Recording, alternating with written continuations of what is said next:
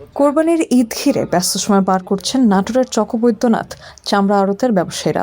দেশের দ্বিতীয় বৃহত্তম এই চামড়া আড়তে এবার 10 থেকে 12 লাখ পিস কাঁচা চামড়া সংগ্রহের লক্ষ্যমাত্রা নির্ধারিত হয়েছে। ঈদের দিন বিকাল থেকে দেশে প্রায় 30 থেকে 32টি জেলা থেকে কাঁচা চামড়া আসতে শুরু করবে এই আড়তে। তাই আগে থেকেই ঘর ধোয়া মোছা, মেরামত, লবণ সংগ্রহ এবং চামড়া সংরক্ষণের প্রস্তুতি শেষ করেছেন ব্যবসায়ীরা। দেশে চামড়ার মোট চাহিদা প্রায় 50% পূরণ হয় কোরবানির ঈদে। এর মধ্যে 20 থেকে 25% চামড়ার যোগান যায় এই আড়ত থেকে। তবে প্রস্তুতির মাঝেও দুশ্চিন্তা বাড়িয়েছে লবণের দাম। ব্যবসায়ীদের অভিযোগ, 850 টাকার লবণের বস্তা হঠাৎ বেড়ে 1100 টাকায় বিক্রি হচ্ছে। এতে চামড়া লবণজাত করতে অতিরিক্ত খরচ গুনতে হবে তাদের।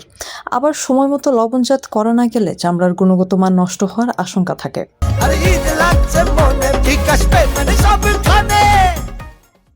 আর মাত্র একদিন বাকি। আমাদের যেগুলো ঘরের প্রস্তুতি ছিল সেগুলো মোটামুটি সেরে নিয়েছি। আমরা প্লাস্টার বলেন, চুনকাম বলেন, লবণ কিনা বলেন, এটা প্রস্তুতি মোটামুটি শেষ।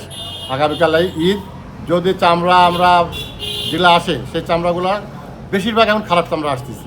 এই চামড়া যেটা ভালো চামড়া সেটা আমরা ন্যায্য দামে কিনবো। সরকার যে রেট দিছে সেই রেট তার চেয়ে বেশি দামে যদি কিনতে পারো, যদি ভালো চামড়া হয়। ভালো চামড়াটা পাওয়াটা একটু মুশকিল।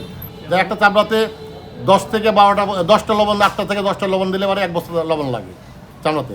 তাহলে এটা যদি সরকার দেখে তাহলে আমাদের জন্য সুবিধা। আর বাদ বাকিরা যারা আপনাদের মাদ্রাসায় লবণ দেয়, এই লবণটা যদি আমাদেরকে দেয়, যারা প্রকৃত ব্যবসায়িক তাদেরকে যদি দেয় তাহলে তারা উপকৃত হবে।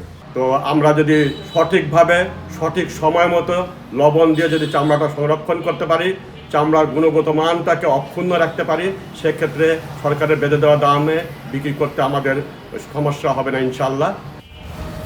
কোরবানির ঈদ সামনে রেখে তাই বড় লক্ষ্যমাত্রা ও লবণের বাড়তি দাম, দুই বাস্তবতাকে সামনে নিয়ে প্রস্তুত নাটোরের চকবৈদ্যনাথ চামড়া আড়ত।